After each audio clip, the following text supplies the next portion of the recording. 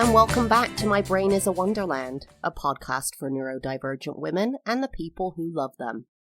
You're here with Emily, your host, talking about everything to do with being late diagnosed as a woman with ADHD and autism. Today is going to be a special bonus episode. I'm going to be starting a new series on My Brain is a Wonderland called Holiday Schmoliday. So whenever a holiday comes up, which is coming up soon, we have Thanksgiving in the US in a couple of days, Christmas that I celebrate in about a month. Whenever these holidays come up that tend to give me anxiety, sensory issues, things that I struggle with, I'm going to do a special episode to help you get through the holidays and give you some tips about what I do during the holidays to survive. Like I said, I'm going to do this episode about Thanksgiving, which is, they do Thanksgiving in Canada, but it's on a different date. So I'm going to describe it a little bit. It is a one-day holiday in the US. Unlike Christmas, you're not going to be there for days and days celebrating it with a build-up, with different decorations. It's usually just the one day. If you're in school, maybe, you might have some decorations and things leading up to it, events and that kind of thing. There's no gift giving. So that's something that I appreciate, because with gift giving for Christmas comes a whole other array of anxieties and issues for me. So that's Thanksgiving. Usually you get together with family and you have a really good meal. For me, I will usually start getting anxious about a holiday event 3 to 6 months prior. I don't know if that sounds like a lot to anybody, but it is a lot. It depends on the holiday and what's expected of me and what's going to happen. So, for example, if we're going to have guests at this dinner or guests at any part of the holiday that either I don't know or I don't know very well, that aren't there usually, that will just start to send me spiraling 3 to 6 months prior. I'll be thinking just all sorts of things. One of the talents my husband's family has, my in-laws, is a complete lack of planning. So I love them to death, but I am a planner down to the end. You know, I'll be texting them. I don't know if they've realized this about me, but I will be texting them about all different things, and I'll try to hold off until it's appropriate, you know, once they've told me an event's happening. But I'll be asking, what food is there? Who's coming? What time will it start? And these are things they really don't decide until like the week before or the week of. And I find that quite stressful. And that is what's happened with this Thanksgiving as well. So I found out probably less than 3 months ago, 3 months before Thanksgiving, that my mother-in-law would be inviting extended members of my husband's family, of my in-law family. So cousins, aunts, uncles, nieces, nephews, all that kind of stuff. And these are all people that I've met before.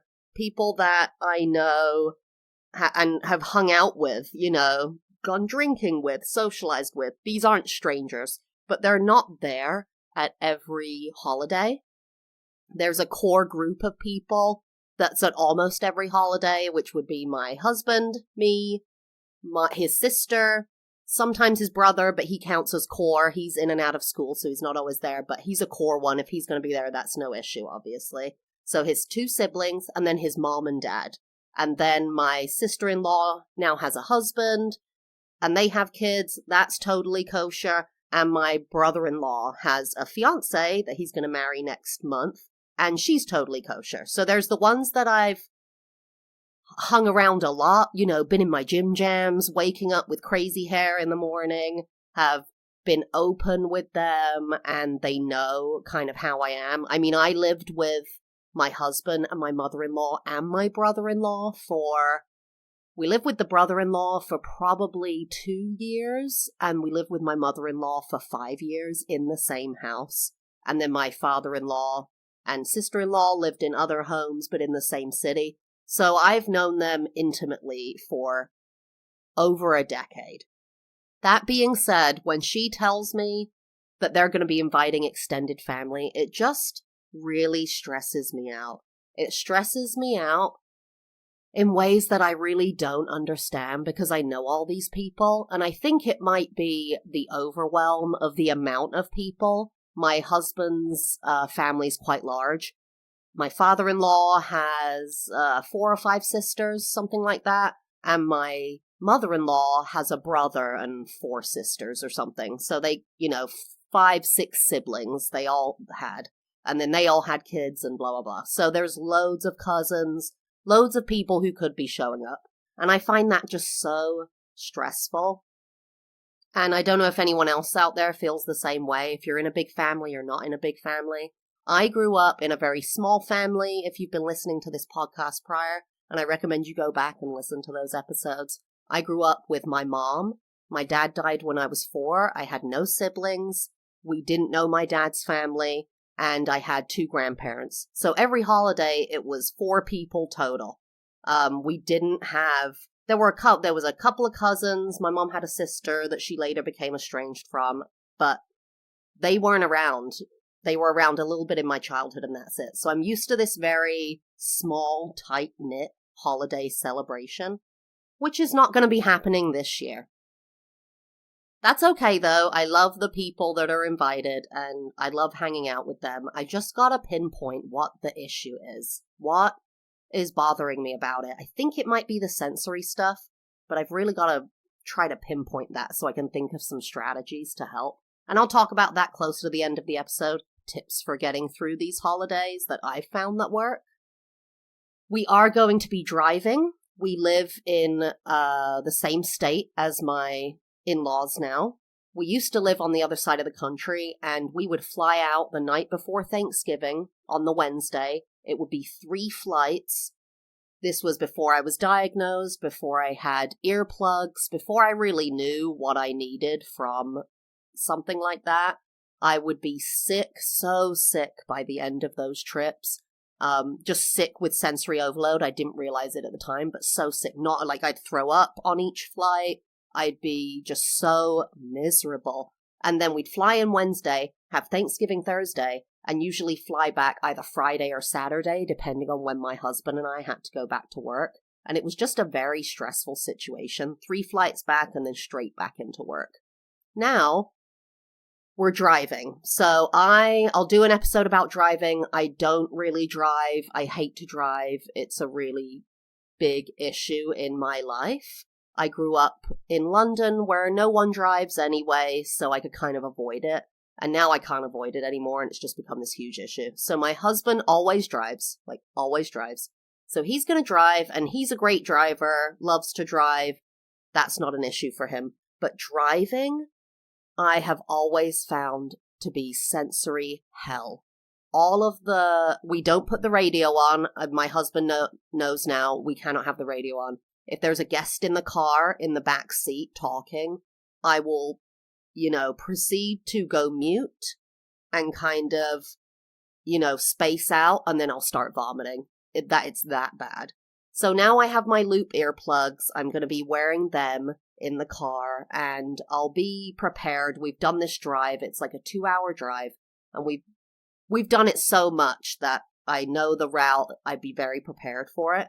As long as I have my earplugs, I'm going to have to eat something light and mild that morning and just be really in a zen place. Also wearing very comfortable clothes. I'm not someone who is going to be... I like to dress up, but if I'm in the same house where the thing is happening, I'm not going to dress up and then wear a tight or uncomfortable outfit in the car to get there. So I'll probably be in something kind of schlubby, which is like sweatpants and a big t-shirt, because I want to be really comfortable getting there and getting back. With the driving, because my husband works the day before and after Thanksgiving, we're going to drive up and back the same day. So that's a lot of sensory overload in one day. It's just a lot for me. Back in the day, when I first came to America, this would be 16 years ago, and the first time I met my husband's family was for Thanksgiving. And I'd never been to Thanksgiving before, and in England, you just kind of see it in movies and TV shows, but I didn't really know what it was. And I remember going there. Everything my in-laws cooked, I just despised. And that's nothing on them. I mean, they made the most succulent salmon. I hated salmon when I first met them, couldn't stomach it. I hated turkey. I used to describe, I still kind of do. It's like dirty chicken. I just don't, don't like turkey at all. And that's what you eat at Thanksgiving. If you don't know, you eat turkey at Thanksgiving, cranberry sauce, which is usually what I smother my turkey in now. I still cannot, I never have, and I never will. I think I tasted it once and just was like, I can't do it. Is the sweet potato casserole, which is sweet potatoes with marshmallows on top. I just can't do it. There are certain, and I'll do a food episode. I have a real weird thing with gooey white items like yogurt, sour cream, cottage cheese, marshmallows on, like, it just, the whole thing. So I would show up to Thanksgiving and, like, not eat anything. Not eat at all, or pick up bread, or things like that. And they are so accepting that they wouldn't even barely mention it. Sometimes his siblings would say, hey, why don't you like this? Or, that kind of thing. But for the most part, no one would say anything. They were very accepting. This is here's a tip for you. If your family isn't accepting, throw them away, get a new one. That's all I got for you. If they're not accepting of you not wanting to eat, not being available to them as a family, having these boundaries, throw the whole family away, get a new one. That's my best advice. So that was one of the real big issues when I first started going to holidays, was just the food to eat.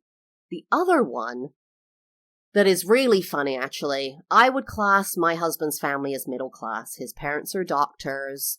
They earn a good deal of money. They are all very well educated, so at least have a bachelor's. Most of them have masters, if not PhDs. They just come from a certain type of family that I do not come from. And there's no criticism in that. I'm quite well educated. I'm getting my second graduate degree right now. But I grew up working class and very different to how my husband grew up. Not to say they don't eat dinner on their laps sometimes, but when I was growing up, that's the only way we ate dinner, was, like off our laps in front of the TV. Very occasionally at my grandparents' house, they had a small dining table, but that was it. And so there's all these little rules. Does everyone know about the rules of eating? Especially during a fancy event. If you're, elbows on the table, that's not allowed. That drives me nuts, because I want to lean on something, and I think it's to do with something you could be able to flip the table with your elbows, and people don't like that. I don't care. Elbows on the table drives me nuts. I do it all the time. I don't care. Another one is eating before others sit down. It depends on the person in my in-laws' family, but, I'm the kind of one, once I was used to the food, very much my ADHD binging kicked in, and I will inhale meals. Any meal when I was growing up, I could inhale it in 2 minutes. Just be done. I would sit down and start eating, and pointedly other members of the family would sit down with their dish and be waiting for everyone else to sit down. I didn't get that. I didn't understand that until you watch others and realize, this is embarrassing now. And that's the other thing. Once I got used to being with the family with food and then sat down to eat, which they do make comments on, is how quick I eat. So my husband is known as the slowest eater on the planet. Waiters and waitresses will take his plate away while he's still eating without realizing, because everyone else is done, it's been so long. He's the slowest eater I've ever met. I inhale food sometimes I'm just like, where did that plate go? And it doesn't bother me. It bothers people. Does anyone else have this? That the speed at which you eat food bothers people? It kind of makes them uncomfortable. It kind of just weirds them out. They're kind of like, don't eat that quick. That's weird. Did you not eat today? Are you okay? Or this kind of like, be more, polite with your food, I guess. Like inhaling is not polite at the dinner table, I guess. I don't know. But if I've been waiting for dinner, or I'm in kind of my hyper state, or I haven't gotten kind of that hit of, the happy juice today, feeling that dopamine. Is it dopamine? The ADHD people seek that kind of, happy feeling that, I will inhale food, in a split second, and go get seconds, and I'm usually the first person to get seconds. and that is commented on, which I'm used to it now. It's fine. It doesn't bother me that they comment on it, but I think it's funny. It's one of those things that clearly makes people think, oh, that's weird. She eats very, very quickly. Other than that, the other biggest thing, like I mentioned before, is the socializing with large amounts of people. I think it's also, there are the people I haven't seen in years who I'm going to see again, and that's fine. I kind of have an idea of who they are, what we're going to talk about, what's going to happen. But there are the people, those people very well may bring a boyfriend, a girlfriend, a child, their child, a cousin, a friend. It's that kind of family where there's a lot of, different people at the dinner table for holidays because they've invited so many because they're so open and just well-wishing. And that just freaks me out because of all these things about me, right? That I'm gonna show up having traveled, look a little slovenly because I want to be comfortable, and also maybe a little bit short by the time I get there, like my temper, I might be a little bit over it by the time I get there. So that makes me anxious being around new people who don't get me. Food as well. If people bring food, and these people who are so well-natured, but it drives me up the wall. The people who go, just try it. Just try it. Oh, go on, for me, just try it. Stop. If anyone is listening who is one of the people who love neurodivergent women, stop doing that. It really mows down people's boundaries because you're doing it in public, mostly. Usually you're in public, either around a waiter or other people at the dinner or what have you. So you feel obligated. No one wants to do it. It's this huge pressure, and it's not about you. Just because you made the dish, not everyone has to eat it, and it's not a reflection of you, okay? So if anyone's listening, anyone neurodivergent who makes a dish and maybe someone doesn't try it or whatever, maybe they're neurodivergent, right? Because, oh God, that just drives me crazy. Like, leave me alone. So that's another thing, is there's going to be people there who are like, oh, I made this. Do you want a piece? Go and try it. Da, da, da. And I'm very firm, and not in a bad, I'll just say, no, I'm good, thank you. No, thank you. No, thank you. And that comes across as rude, apparently. Me just saying, no, thank you. That's not what, that's not what I would like to eat. It will make me vomit and freak out. So you can't say that. You can't say that. You can't say that to people who don't know you. So that's, I think I'm getting to it now, right? While I'm talking, why the extra people freak me out. The table habits, right? What if someone thinks elbows on the table, inhaling your food quickly is rude, is offensive, is annoying. I don't want to offend anybody, but let me live. Let me live. I'm letting you live. If you want to eat like at a snail's pace and eat everything, great. If you want to eat at, a rabbit's pace, that's quickly, and eat nothing, just one dish or all the dishes. If you want to put your pumpkin pie with your mashed potato, I don't care. Do you? Let me do me. So I think that's one of the things, I think that's what's stressing me out, is that people not knowing me. The people who know me, the close people, know, they look at me like, oh, it's just Emily.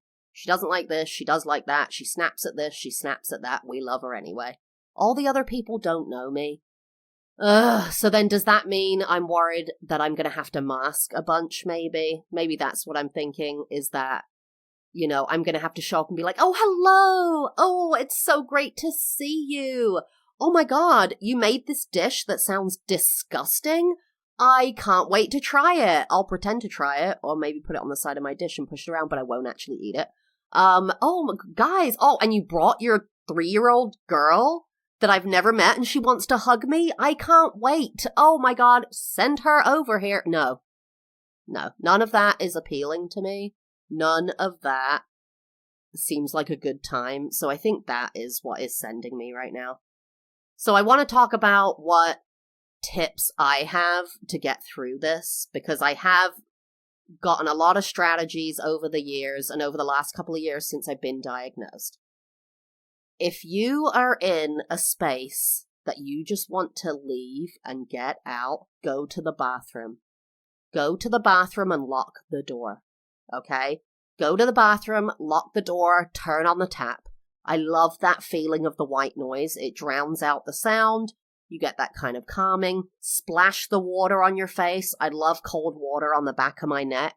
that can just kind of bring me back to reality and take down nausea and feelings of panic. So go to the bathroom, lock the door, stay in there. If it's a big party and gathering, a lot of people don't notice, right, that you kind of slipped away. And if they do, it's kind of rude to say, hey, you were in the bathroom for 30 minutes. Or are you okay? Like, you got diarrhea or something. So bathroom. That's my kind of bail moment. Go to the bathroom, remove yourself, lock the door. If you go to other places, people can tend to follow you because they're worried about you, right? So bathroom, lock the door. If you have any earplugs, wear earplugs. I wear loop earplugs almost all the time in these situations now, and I plan to wear them for Thanksgiving, at least one in while I'm at dinner. So it just muffles, but I can still hear what everyone's saying. If you're anxious about being there a long period of time, do what we're doing, travel in and out the same day. No staying overnight, no getting a hotel, no having to plan this, that. It's limited planning. We have to get a pet sitter to feed my dog's dinner. There are things we have to plan, but it's limited planning. So in and out, same day if you can. If you're flying, that might be really difficult. Wear comfortable and comforting clothes. This isn't a fashion show. Wear whatever you're not going to be pulling at, isn't going to be itching you, scratching you. If you don't like body-conscious clothing, don't wear it. Wear baggy clothes. Baggy is in right now. Big and baggy's in. You can find lots of cute dresses that are kind of like potato sacks. That's totally my vibe right now, is fashionable potato sack. So look for those. They are everywhere.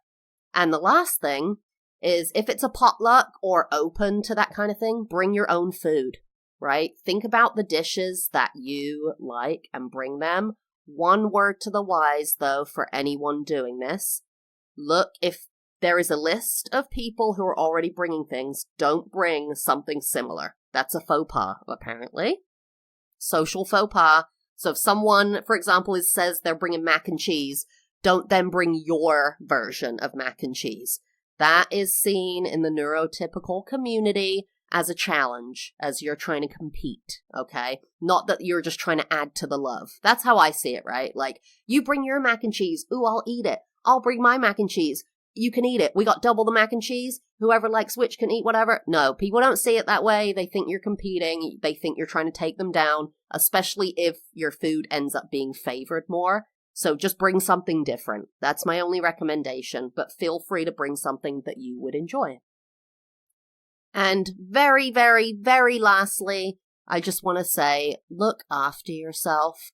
The holidays are for us to enjoy and appreciate and be grateful, especially Thanksgiving. That's what Thanksgiving's about. When my husband and I moved into our house that we bought 2 years ago, the only day that year that we had off, once we bought the house, the only day we had off together from work because of our crazy schedules was Thanksgiving Day. It was the only day we had off work. So we spent Thanksgiving 2020 moving into our new house with my father-in-law. So look after yourself. This might be one of the only days you have off work if you work in retail, if you work in the service industry. So do what is right for you. And in the end, don't worry about what people think. Because if they really love you, if they're really there for you, you can go lock yourself in the bathroom for 30 minutes. You can bring a bowl of white rice to Thanksgiving and just eat that with some chicken. If they are accepting and want you to be happy, then that will be okay. And I'm sorry if you're not in a situation where that's okay, but that's all right, because it's one day and then it's over. And then you can go back to living your life that you love. So with that, I want to end this episode. I want to wish everyone a happy Thanksgiving going into the holiday season. We will see you next time on My Brain is a Wonderland. Have a great rest of your day. Bye-bye.